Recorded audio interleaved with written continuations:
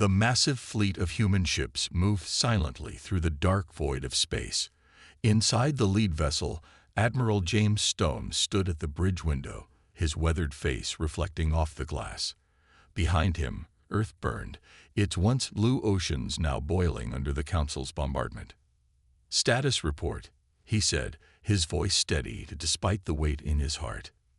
98% of survival ships accounted for, "Sir," replied his second-in-command, Tom Wells. 2,300,000 souls on board. The last transport from Mars colony is docking now. Stone nodded, his gray eyes fixed on the distant stars. The Galactic Council's verdict still rang in his ears. The human species is deemed too dangerous, too unpredictable to exist within civilized space. They must be removed. The Council had given them 1 week to evacuate. Then the bombing began. On the main screen, images from the other colony worlds showed the same story. Council warships turning humanity's achievements to ash. New America on Alpha Centauri, the Mars colonies, the mining belt, all gone. 300 years of human expansion into space, erased in 7 days. Play the last transmission from Council Command, Stone ordered. A hologram appeared, showing the alien Council members in their grand chamber. The head speaker, a tall being with silver skin, looked down at them with 6 eyes that showed no mercy. "You were warned, humans," the alien voice boomed. "Your drive to expand, to grow, to push boundaries, it threatens the balance we have kept for 50,000 years. You achieved in 3 centuries what other races took millennia to accomplish. You are a disease that spreads too fast." Stone's fists clenched as he watched. The human ambassador's plea had fallen on deaf ears. "We only wish to learn, to explore, to be part of this greater community." "That is the problem," another council member had replied. "You wish to be part of everything, to touch everything, to change everything. We cannot allow it." The replay ended, and Stone turned to his crew. Tired faces looked back at him, some crying quietly, others burning with anger. They had all lost someone. Everyone had. "Engineering reports the quantum drives are ready, Admiral," Wells said, breaking the silence. "The fleet can jump whenever you give the word." Stone walked to his command chair and sat down. On a small screen, he could see the other ships. Massive colony vessels carrying Earth's survivors, protected by what remained of the human defense fleet. 3,000 ships, carrying the last of humanity into exile. "Open a channel to the Council," Stone ordered. "Wide broadcast. Channel open, sir." Stone straightened in his chair. His next words would be heard by every Council world, every space station, every ship in civilized space. He thought carefully about what to say. "This is Admiral James Stone of Earth," he began, his voice clear and strong. "You have driven us from our homes. You have destroyed our worlds. You have condemned us without true cause, out of fear and prejudice." He paused, letting his words sink in. "Remember this moment. Remember what you did here, because I make this promise to you now. We will return. Humanity will not fade into the dark. We will grow stronger. We will survive. And when we come back, you will answer for what you have done here today." He nodded to Wells, who ended the transmission. "Plot a course beyond the Council's borders," Stone commanded, "into the unknown regions, and send word to all ships. Prepare for quantum jump." The fleet aligned itself, 3,000 ships pointing toward unexplored space. On the bridge, Stone watched the final moments of Earth on the viewscreen. His homeworld glowed red with destruction, a sight that would burn in human memory for generations to come. "Quantum drives engaged," Wells reported. "All ships ready." Stone took one last look at the world of his birth. Jump. In a flash of brilliant light, the human fleet vanished into the unknown, carrying with them humanity's hopes, dreams, and a promise of return. Behind them, the Council worlds continued their ordered existence, not knowing they had just created their own worst nightmare. A humanity united in exile, driven by a burning need to prove them wrong. The clock of vengeance had begun its 3,000-year countdown. The Council Border Patrol ship, Swift Justice, floated quietly in the darkness of space. Inside, Guard Captain Miller of the Council forces yawned as he watched his sensors. Nothing ever happened on border duty. The same empty space, day after day. Then his screens lit up.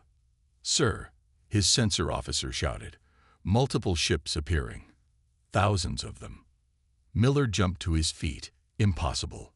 No fleet that size exists outside Council space. But the sensors didn't lie. A massive fleet was emerging from the darkness. The ships were unlike anything in Council records. Sleek, dark vessels that seemed to absorb light rather than reflect it. "Send the standard warning," Miller ordered, trying to keep his voice steady. "All unidentified vessels. This is Council Border Patrol. You are approaching restricted space. Identify yourselves, or be fired upon." The reply came instantly, in perfect Council standard language. "This is Captain Emily Reed of the Human Return Fleet. We're coming home." The blood drained from Miller's face. Humans? After 3,000 years. Before he could respond, every system on his ship suddenly went dark. No weapons, no engines, no communications. Only life support and basic sensors remained active. Through the bridge window, Miller watched in awe as the human fleet passed by his helpless ship. There were vessels of every size. Massive carriers that dwarfed Council dreadnoughts, sleek warships that moved like liquid metal, and one command ship that gleamed like a star. On that command ship, Captain Emily Reed stood on her bridge, a small smile on her face. She was young for a fleet captain, only 35, but her eyes held the wisdom of humanity's long exile. First contact completed. Her tactical officer reported. "The patrol ship's crew is unharmed. Their distress beacon will activate once we're clear." Reed nodded. "And the Council's response?" "They're panicking, Captain. We've intercepted thousands of emergency transmissions. They never expected us to return, let alone like this." Reed walked to her command chair, remembering the stories passed down through generations. Stories of Earth burning, of families torn apart, of Admiral Stone's promise. Now, after 3,000 years, that promise would be kept. "Open a channel to all Council frequencies," she ordered. On every Council world, in every space station, and on every ship, screens came to life with Reed's image. She sat straight in her chair, her black uniform bearing the phoenix emblem of the return fleet. "People of the Galactic Council," she began. 3,000 years ago, you cast humanity into exile. You expected us to die in the unknown regions, or to survive as scattered refugees. Instead, we thrived." She gestured, and images appeared on Council screens. Human cities floating in space, planets transformed into gardens, children playing under strange suns. "In the darkness beyond your borders, we built a new civilization. We grew stronger. We evolved. And now we have returned, not as refugees begging for mercy, but as equals demanding justice." The Council's high chamber erupted in chaos as her words echoed through their halls. Ancient races that had voted for humanity's exile felt fear for the first time in millennia. "We do not seek war," Reed continued, "but we will have justice. Your Council will meet with our representatives. You will acknowledge your crimes, and you will face the consequences of your actions." She paused, letting her words sink in. "You feared what humanity might become. Now you will see exactly what we have become. Read out." The transmission ended, leaving silence in Council space. On her bridge, Reed looked out at the stars her ancestors had been forbidden to see. "Send word to the fleet," she ordered. "Begin Phase 2. The human ships moved forward, their drives glowing with impossible energy. Humanity had returned, bringing with them 3,000 years of advancement, determination, and a promise kept through generations. The Council's comfortable world was about to change forever. The Council spy ship drifted silently through the debris field of an ancient space station. Its stealth systems were the best in known space, making it virtually invisible. But the human patrol spotted it anyway. "Your stealth technology is impressive," a friendly voice said over their comms. "But we can see you just fine. Please power down and prepare for escort." The Council spies had no choice. Their engines died before they could even try to run. Hours later, the spy ship's captain sat in a bright meeting room aboard the human vessel New Dawn. Captain Reed sat across from him, drinking tea from an old-style cup. "You came to see what we've become," she said. "Let me show you." A hologram filled the room, showing vast cities among the stars. Huge ring worlds orbited distant suns. Garden planets bloomed in systems the Council had marked as uninhabitable. 3,000 years in the unknown regions changed us, Reed explained. "We had to adapt or die. So we chose to adapt." The images shifted, showing humans working with advanced machines, their eyes glowing slightly as they interfaced directly with computers. Others moved objects with their minds, their brains enhanced by generations of careful genetic engineering. "Every challenge made us stronger," Reed continued. "Deadly radiation. We modified our bodies to absorb it. Harsh environments.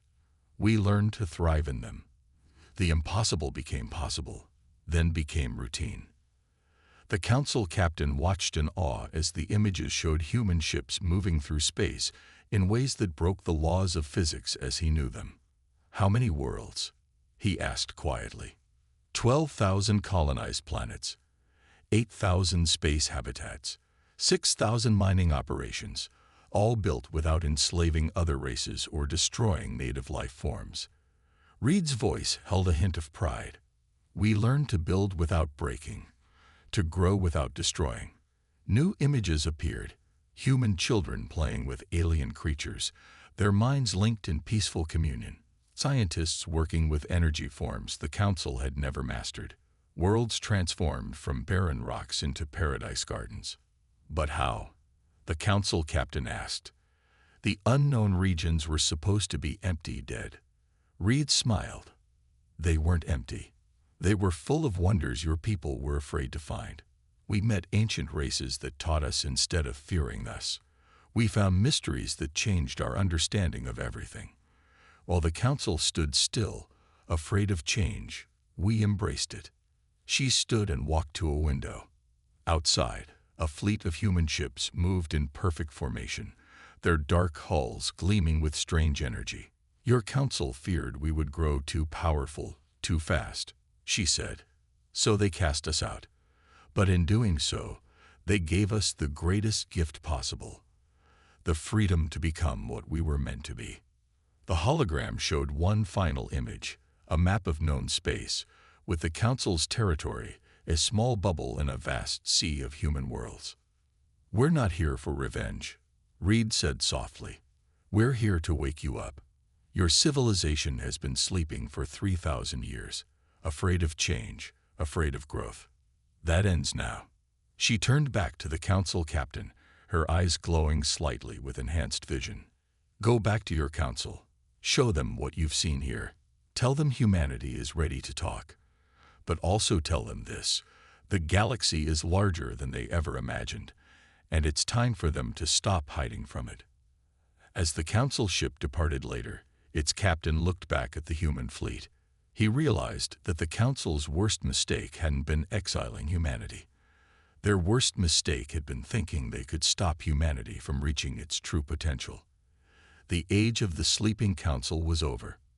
The children of Earth had returned, bringing with them the keys to the future, if the Council was brave enough to accept them. The Grand Council chamber had never seen such chaos. Representatives from 50 alien races shouted and argued while guards tried to maintain order. At the center of it all stood Robert Gray, the first human allowed in these halls since the exile. "The truth cannot be denied any longer," Gray's voice boomed across the chamber. "Show them the records." The chamber's main screen lit up with ancient footage, the original Council meeting that had condemned humanity.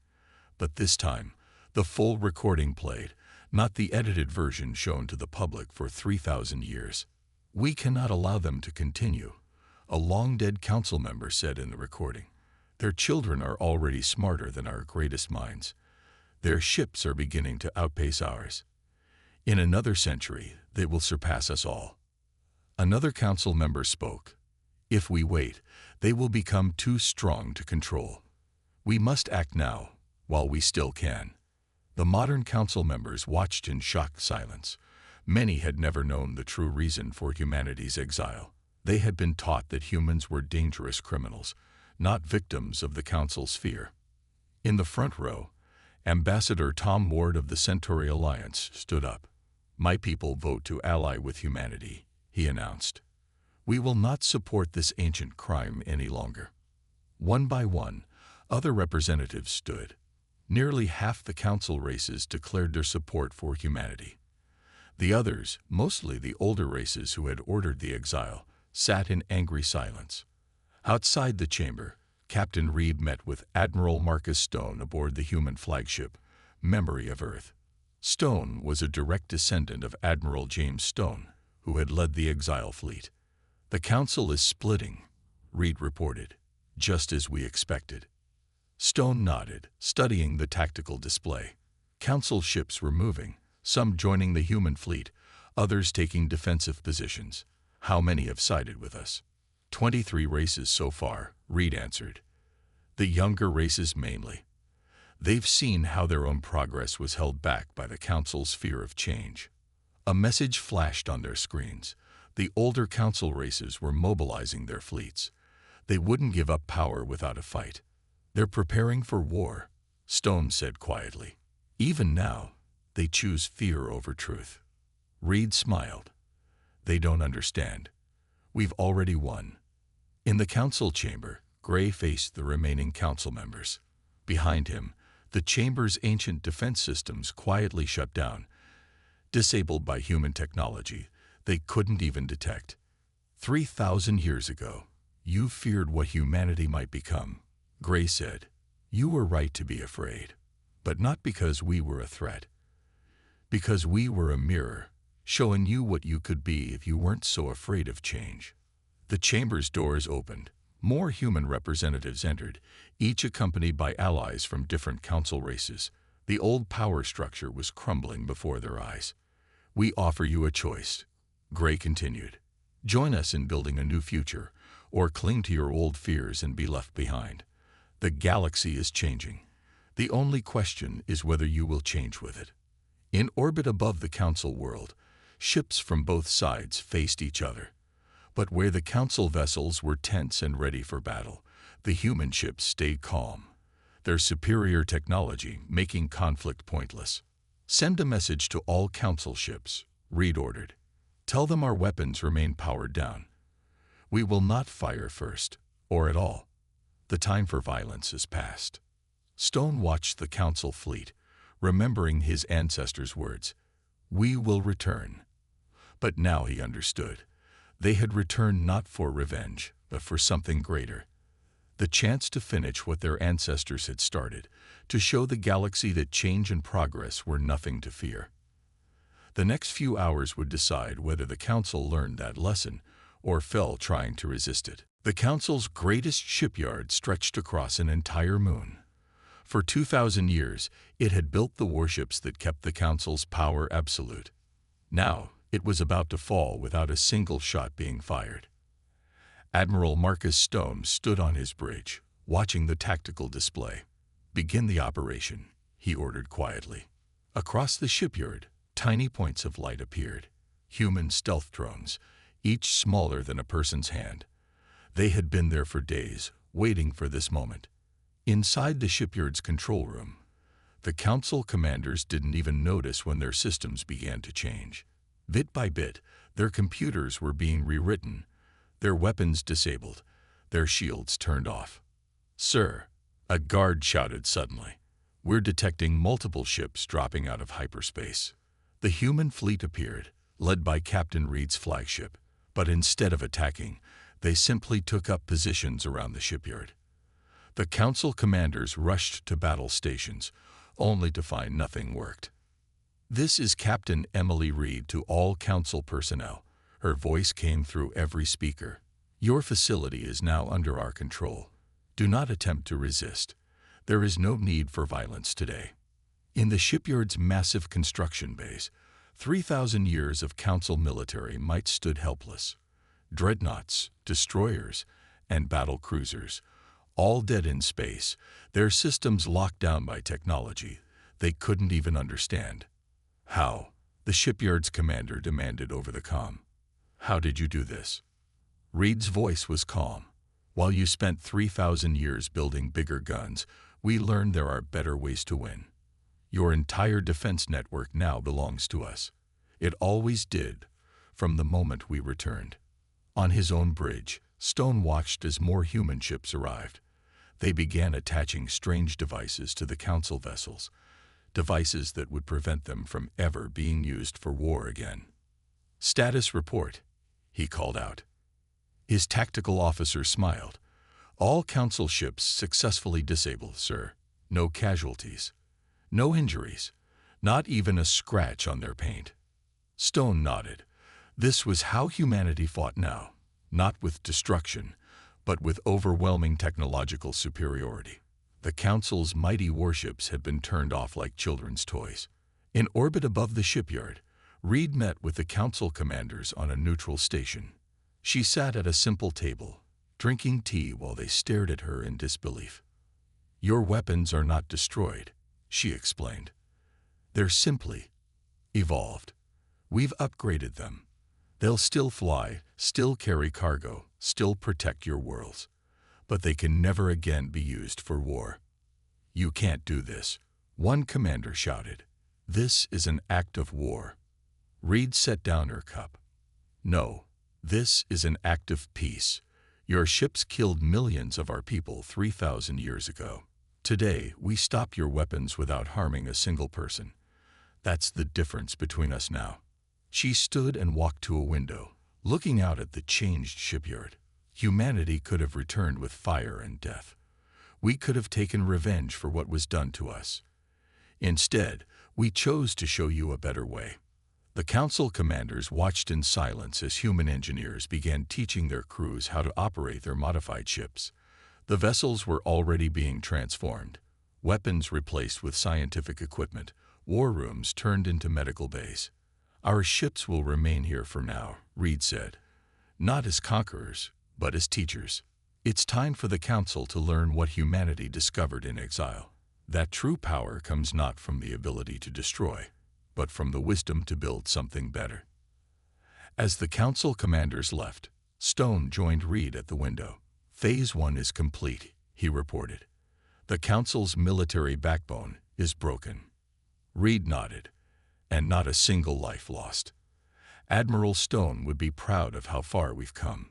Together, they watched as the shipyard that had built weapons of war for 2 millennia began its new mission, building ships of peace, science, and exploration. The galaxy was changing, one peaceful conquest at a time. The Grand Council chamber was silent. On every screen, the truth of humanity's exile played in an endless loop. 3,000 years of lies exposed for all to see. The older Council members sat in their high seats, their power crumbling around them. Robert Gray walked to the center of the chamber, his steps echoing in the silence. Behind him stood Captain Reed and Admiral Stone, their black uniforms standing out among the Council's colorful robes. The time has come to choose, Gray announced, his voice firm but not unkind. The old Council dies today. What replaces it is up to you. The chamber's main screen changed, showing new images, the transformed shipyards now building vessels of peace, the younger Council races already working with humans, the incredible achievements humanity had made in exile. Our terms are simple, Gray continued. First, the truth will be taught to every world, every colony, every child. No more lies.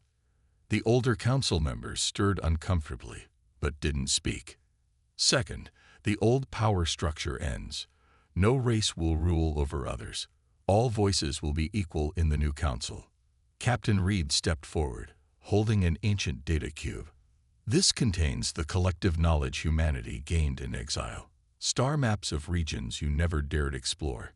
Technologies you never dreamed possible. cures for diseases you thought hopeless. It's yours, freely given, if you accept our terms. And if we refuse? One of the old council members finally asked. Admiral Stone smiled slightly. Then you'll be free to leave council space. We've already prepared ships to take you beyond the galaxy's edge. Perhaps 3,000 years of exile will teach you what it taught us. The chamber erupted in shocked whispers. The humans weren't threatening death. They were threatening to give their old enemies the same chance they'd been given. Suddenly, alarms blared. On the tactical screens, a fleet of old council warships appeared, burning hard toward the council homeworld. The last desperate act of the old guard. They think we left some ships operational, Reed said calmly.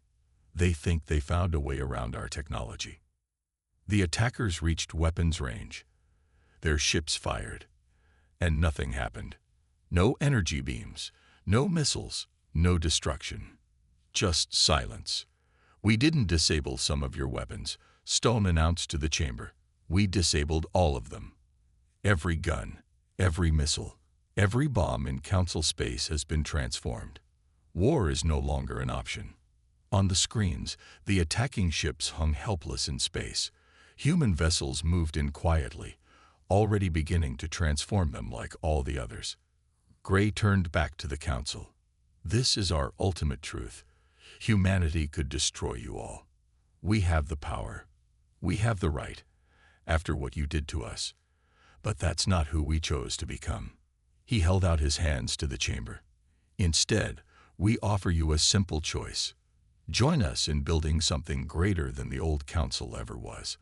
Help us explore the wonders we found in exile. Learn with us, grow with us, build with us, or leave and find your own path among the stars. One by one, the council members rose. Even the oldest races could see the future changing before their eyes. Their choice was simple: adapt or be left behind. We accept your terms, the council speaker announced, his voice heavy with age and wisdom. The old council is ended. Let the new one begin. As the chamber filled with voices discussing the future, Reed turned to Stone. Your ancestor would be proud, she said quietly. We return not for revenge, but for something better. Stone nodded, watching as former enemies began talking like allies. We came to destroy the old council, he said. And we did. Not with weapons, but with the one thing they always feared most from humanity: change. Outside the chamber, the sun rose on a new era. The time of fear was ending. The time of discovery was about to begin. 1 year after the council's transformation, the rebuilt Chamber of Worlds sparkled under twin suns. Gone were the high seats that had placed some races above others. Now all representatives sat in a perfect circle, symbolizing their equality. Captain Emily Reed, now Admiral Reed, stood at the chamber center. Beside her, Admiral Marcus Stone watched as the final piece of humanity's return fell into place. The restoration of Earth begins today, Reed announced to the gathered representatives. Our homeworld will breathe again. The main screen showed Earth as it was now, a scared planet slowly healing from the devastation of 3,000 years ago. Then it showed what was coming. Great orbital rings that would rebuild the atmosphere, massive ocean cleaners that would purify the waters, and restoration ships that would bring life back to the dead soil. But we're not just rebuilding Earth, Stone added. Every world damaged in the exile will be restored. Every species that suffered will be renewed. The chamber filled with approving voices. The younger council races had embraced humanity's return eagerly, learning and growing alongside their new allies. Even most of the older races had adapted, discovering that change brought more rewards than fear. Humanity's gift to the galaxy continues to amaze us, said Ambassador Ward, once a doubter, now one of their strongest supporters. You could have demanded so much more. Reed smiled. What we demanded was exactly what we needed. The chance to make things right. Not just for humanity, but for all races. The screens change, showing scenes from across council space. Ships that once carried weapons now carried medicines and supplies. Worlds that had been off-limits were now open for all to visit and learn from. Species that had been enemies for millennia worked together on great projects. Our ancestors would hardly recognize what we've become, Stone said quietly to Reed. We returned to something far different than what they imagined. Reed nodded, remembering the words from the old records. They wanted revenge, but 3,000 years taught us that revenge only continues the cycle. Breaking that cycle, that's true strength. In orbit above them, the first of Earth's restoration ships moved into position. It was a joint project. Human technology combined with knowledge from a dozen council races. Ships from every species in the new alliance worked together, healing the scars of the past. There's something you should see, Reed said to the chamber. She pressed a small control, and a new image appeared. A star map showing unknown space, the regions where humanity had lived in exile. We mapped only a fraction of what's out there, she explained. Whole galaxies wait to be explored, mysteries that will take millennia to understand, wonders that will change us all. She looked around the chamber, meeting the eyes of each representative. The question is, are you ready to explore them with us? Not as council and humans, not as separate races, but as one civilization reaching for the stars. The chamber erupted in cheers. Even the oldest council members joined in, their fear of change replaced by excitement for the future. Stone walked to the chamber's great window, looking out at the stars. In his pocket, he carried an old hologram, Admiral James Stone's final message before the exile. His ancestor had promised they would return for revenge. Instead, they had returned to build something greater than anyone could have imagined. Ready to explore those mysteries? Reed asked, joining him at the window. Stone smiled. 3,000 years of exile taught us how to survive. Now it's time to learn how to truly live.